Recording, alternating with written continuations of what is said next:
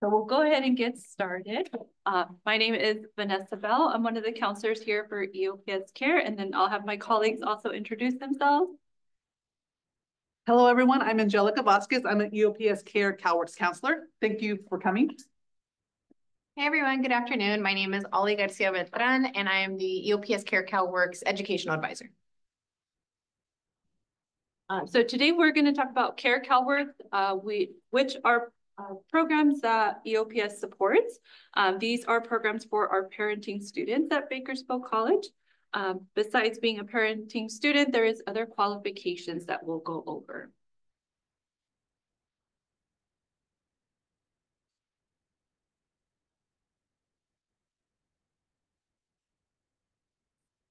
Like this right here. All right, so with our programs, supporting parenting students who are changing their own lives 2 generations at a time. We say this because not only, of course, is the parent changing their lives, but they are also hopefully changing the lives of their kids and encouraging them to continue their education. For CARE, it was established in 1982. It is a sub-program under EOPS. So our students do have to qualify for EOPS, which that's the first requirement. They do have to be 18 years of age, a single head of household, and receiving cash aid. So typically, if a student lets me know that they are a parenting student, and they are part of EOPS, I'll inquire if they receive any services from the county, and then hopefully we can get them onboarded to the program. Our CalWorks program is a little bit different. They do not have to qualify for EOPS. So EOPS has specific requirements. For CalWorks, they just have to be a California resident, be receiving cash aid from the county, and enrolled in classes. There's no minimum to how many classes they have to be enrolled. EOPS, they have to have full-time, sometimes 9 units can be the exception, but for CalWorks, as long as they are enrolled. So that is one of the major differences between both programs. We want to make sure for students, not only are we providing a plan, what classes they need, but supportive services that helps them and supports them. We do have a partnership with the Department of Human Services just to help make it easier. They do help us verify their eligibility to make sure we get the students onboarded. And we do, of course, provide other services that will cover. So our goal is just to kind of provide wraparound services for our students. So we do, of course, focus on the academic support by providing additional tutoring hours that they are able to get through our tutoring center or the writing center. We do ensure that they have their basic needs, and if for some reason they need assistance with that or childcare, we look at all the resources that we have available to make sure the student is connected to those resources. We offer personal professional development opportunities where we specifically focus on workshops that help our students. So I believe last semester, Ollie had set up a great car buying workshop, which is awesome for our students, just to be on the lookout what to look out for. We also do review their financial aid to make sure that they have everything possible. If for some reason they don't qualify, we do make sure we follow up and let them know, hey, this is what you can do to make sure that you get your financial aid. And in the meantime, provide additional resources that can help them get books. Especially, we know the first couple of weeks in the semester are essential if they don't have their books in order for them to be successful. So we do ensure that they have everything that they need, not only through us, but of course through the county. We have a key person that we work with that if for some reason they're not getting something from the county, we do connect with them to make sure they get the services that they need.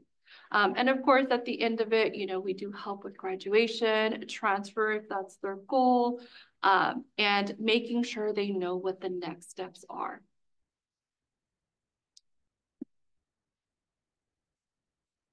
Alrighty, I'll be covering the next few slides. As Vanessa had mentioned, our program exists to help the student holistically. We want to make sure that the student's receiving academic support, basic needs support, financial aid support. And we do so, our team gets really creative in providing that type of support methods. So as far as academic support goes, our number one responsibility is really providing the student with not adequate, over and above counseling and educational advising. We make sure that the student is taking no more classes than they need for whatever their career goal is, unless they so decide, but making sure that they fully understand what their next few semesters may look like and getting them set up for whatever the next step is. So whether that's transfer, graduation, getting ready to go into the workforce, we really want our students to have the tools so they are empowered and know exactly what they're taking and how to get to their next step. And then that kind of covers the next few. So we develop a comprehensive student education plan with our students. That means that every single time that they meet with us, this plan is edited, it's updated, and it's approved so they know exactly what they need to do to keep moving forward towards their educational goal. Now, all BC students can have this, they do have a CSEP, but the benefit that our students have is that we are monitoring the CSEP and making sure that we keep personalizing it to best meet that student's need. Because our students are parenting. So sometimes they want to move, really quickly. Sometimes they want to take it a little bit slower, maybe do part-time. So we really personalize their CSEP. Next is academic progress monitoring. So there as we're checking in with them throughout the semester, they're also getting our attention in areas where they may need additional support. So if we see flags on the students, starfish indicating that they're missing class, they're not doing so well, or they're getting kudos because they are doing well, we make sure to just check in and express to them like, hey, it looks like things are going well. Let me know if you need additional help. Or if we see negative flags or areas of improvement, we check in with them as well and then refer them to any resources that may be of help. Priority registration. So all of our students get day one priority registration. We are in the very first group across campus, and it is a great benefit because our students don't have to worry about either classes filling up. They also have the benefit of if they're working with drop-off schedules, pickup schedules, they can get exactly the types of courses that they need. There is a few small exceptions, but for the most part, a majority, I'd say, I think last semester was like 99%. There was like one student that didn't qualify, but for the most part, our students do get that priority. And then our students also qualify for additional time at the tutoring and writing center. So all BC students can get 1 hour per class per week. Our participants get up to 2 hours per class per week at both writing and tutoring. And we do have free school supplies as well. So I tell students, save your financial aid money. If it's 20, 30, 40 bucks that you're going to spend on school supplies, just get it with us. We have a pantry that they can stop by at any time in the semester, stock up on whatever it is that they need, and they get that free of cost. In the areas of basic needs and resource referrals, so we do a lot of campus referrals, a lot of referrals to both campus and community. So we work with the BC Nexus and Basic Needs team. And then we also just help support with any type of applications or resource applications that the student may need, such as the CalFresh as well. We also have a liaison, so a contact over at the Kern Department of Human Services in case our student sees any interruption of their services at the county, or if they're interested in getting more support with county services, then we can connect them with that. And a little insight to what that means, that could be connection to childcare, transportation, to CalFresh, which is access to food, Medi-Cal for healthcare, etc. Personal and professional development, we really capitalize on the time that we have with our students to make sure that they're not only getting the academic support that they need, but they're getting the co-curricular and the personal development support and opportunities as well. So we do have peer mentoring for our students. We're a pretty tight-knit community. I think since COVID, our students have become more engaged, especially with each other. So many opportunities for them to get to meet other parenting students and share their insight, their experiences to help each other. But also we have some of our current CARE and CalWorks students that work in our office.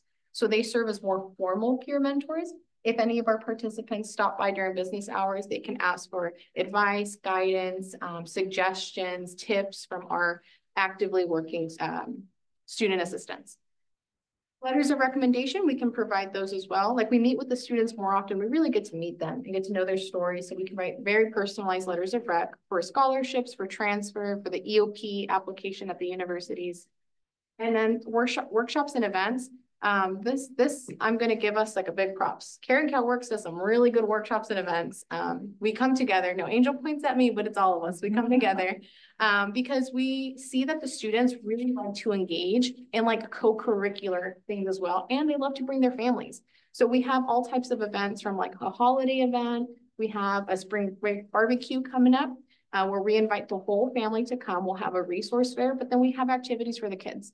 Last year, we had an obstacle course, we had sliders and burgers, and we just want to provide a positive environment, not just for parent to come and learn more about resources, but they can bring their family to a free event, get some free food, and also that exposes the next generation to college. So they get to see where mom or dad are coming to during the day, and that it's a real place. You know, they're actually coming to a real place. And then workshops, Vanessa mentioned last semester we did invite the automotive technology team to do a car 101. So there we taught our parents some tips on if you're looking to purchase a car. And that was coming straight from our automotive technology professors. What types of tips on what types of makes, models, resources in the community that help you purchase a car or help you maintenance an old or existing vehicle. We've had credit unions come and do budgeting presentations. We've partnered with our Student Health and Wellness Center to do various workshops on healthy relationships. Last semester, Dave Seymour, which is one of our campus therapists, he came and talked about toxic relationships and how to identify if you're in a toxic relationship. So really, there's all sorts of opportunities that our students can participate in. This is in addition to the resources that they are offered. Financial aid assistance, we help our students get access to funding through various different means.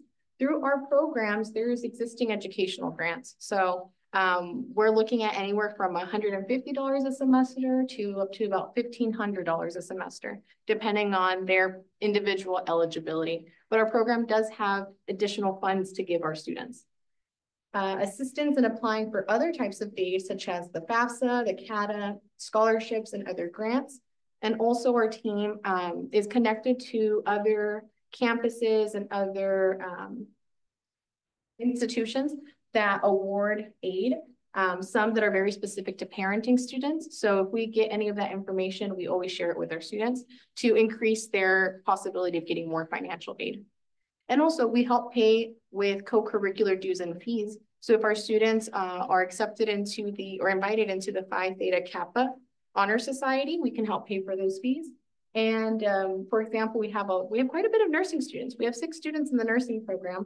So when it's time for them to apply to their to the California Board of Nursing, their licensing fee and their application, we can pay for those as well. And graduation and transfer prep. So we all know all of this is just to get them to the next step. So we want to make sure that whether they're planning for graduation or graduation and beyond, that we are still there to help support our parenting students. We pay for their caps and gowns for graduation. Last I remember, that's a little over $100 in value. So they don't have to worry about paying for any of that. They get that through our program. They also get some extra decor to wear at graduation. So they arrive a little extra fancy to do the commencement ceremony.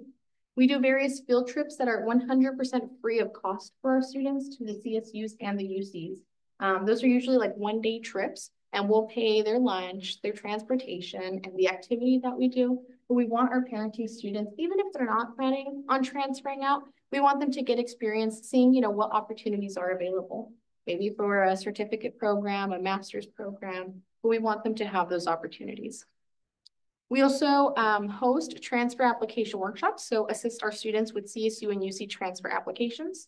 We have workshops to help with their graduation form and informing the students the next steps, getting to graduation. And it's in there twice, but yeah, we pay for their cap and gown. They get a medal and a stole as well.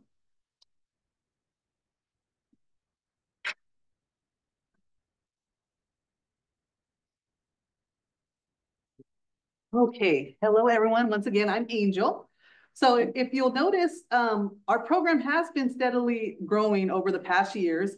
So you'll notice how our programs are on the rise. So for both CARE and CalWorks. So that's a great thing because we can serve so many students that are in need. And as Ollie and Vanessa have both stated, we have noticed an increase in participation, which is wonderful. because I feel like they get such an enriched experience with not only attending courses, but also actually being engaged. So it's very great to see that our growth is continuing on to be on the rise. Some of our highlights, as Ollie had mentioned before, we do have a couple of highlights. Mainly, we have a Christmas event, we have a Thanksgiving event. So this past Christmas event, 70 participating families were adopted and given gifts to their children. So it was wonderful. It was a great turnout. A lot of preparation went into that. Ollie did a lot of the preparation. Our team did a lot of preparation. So it was a wonderful event.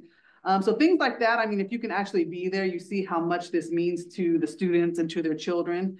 And it's just a wonderful experience that they get to experience it and also be around their peers, and they get to be around us, and it's just a wonderful experience for them. So how you can help.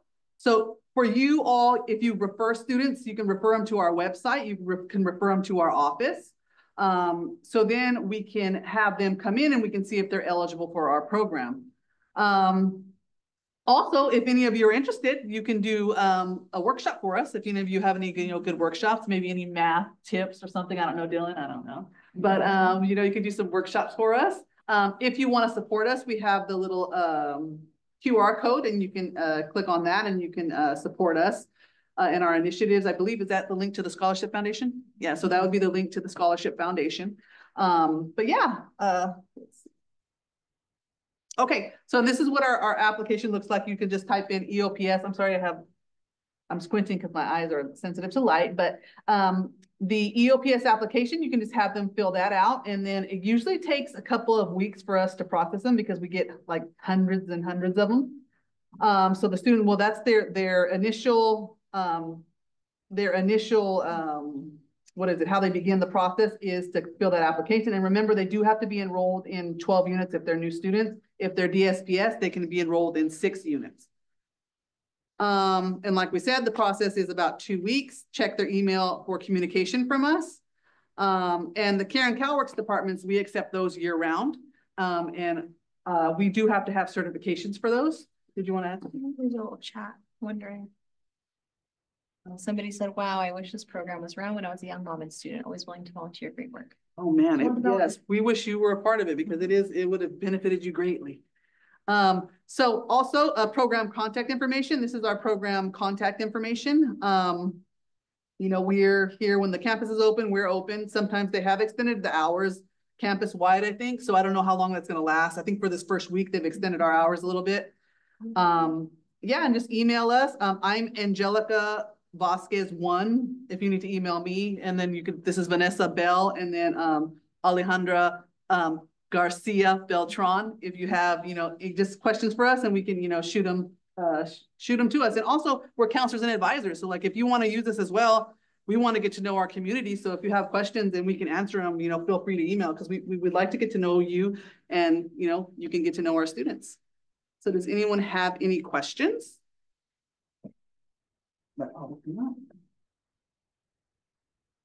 Any questions?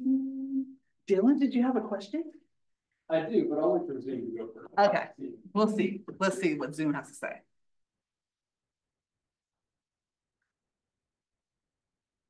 Questions? Yeah. No questions? Well, we haven't been. I believe so. I did want to plug in. Earlier, we talked about requirements for the program, and we don't expect anyone to walk away remembering that. That's what we're here for. So if you do have a parenting student that, even if they don't display that they're having need, even just telling them, hey, there's a program for parenting students on campus. Then if the student isn't eligible because they don't meet our specific requirement, I send them an email with all the stuff they still are eligible for being a parenting student. So still, we are connecting them to all types of resources, just sending them our way. And I'll plug this in too. EOPS, which is our parent program, is not parenting. So they may be eligible for EOPS or a foster youth program. We specifically are the parenting programs, Care and CalWorks. But by all means, if you see a student in need or just a student that would benefit from additional support, send them our way. We'll do the work. I guess I'll go with my question. So like you said, parent falls under EMPS and the parent for that parent program and the CalWorks. But regardless, do you see a lot of your students in these programs kind of seek out the equivalent at, like, let's say they transfer to whatever institution? Are they like, hey, They want to, but a lot of times it's not as robust as our programs here. They're not as robust at those four-year institutions. They're there, but like they get a lot of monetary support sometimes from our program. But yeah, they have to really be mindful of when they apply, because if they don't apply, like the slots fill up really fast at those transfer institutions. But I think some of the transfer institutions are trying to grow their CalWorks programs a lot as well. But the EOPS gets pretty full. But isn't that what you know? Like I think CalWorks are trying to grow. I know that. They're trying to grow, but they do see a difference. I think they have more of a sense of community here when they transfer out. That's what we have heard from students, is that because we require the 3 appointments and most don't over there, they just don't feel as connected. But you know, and we definitely encourage, well, you know, go through your major. Maybe you have like a club, or, you know, with your major, communicate with other students, because that's going to be like who you network with, right? So yeah, that was kind of my hope, if they have such a good experience here with you all, that they would kind of see that out. So at the CSUs, they call it EOP. I don't know what I don't think they call it. Do they call it EOP at the UCs? I don't remember what they call it. I don't even know if they have it. Sometimes they have like a Puente program. They have different names for things on the UC campuses. Even on the CSU campuses, they have a lot of different programs. They just need to be willing to seek them out and just realize, you know, I think Bakersfield College in general, even with our, you know, our instructional community, I think a lot of times they get a lot of support, so they're not used to it when it's a little bit more hands-off at the higher level sometimes, so they're not ready for it, you know. Especially your first generation, like, you know, when you're getting, you know, they're already nervous to seek assistance, and it's not their norm, so it's a little different. Yeah, I mean, I'll just speak for myself. It's like, I mean, if I didn't have like my parents to kind of say like even something as simple as like going to get a parking permit, or like, you know, filing for graduation, like they made you do it, Dylan? Yeah, like I didn't already know, like, hey, this is exactly what to do, when to do it. So it's like, it's great that you were there to kind of be that for them.